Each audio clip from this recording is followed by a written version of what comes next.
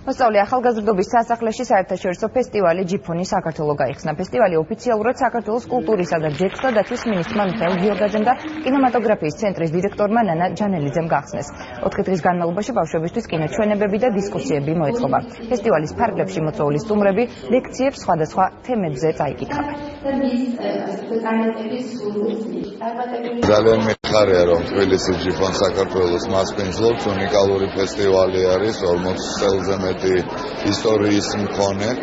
ასეთი ტრადიციის ფესტივალის თბილისში ჩატარება ძალიან დიდი მნიშვნელობა აქვს და ძალიან კარგი საშუალება არის იმისთვის, რომ ბავშვებს კინოხელოვნების მიმართ გაუღვივოთ ინტერესი.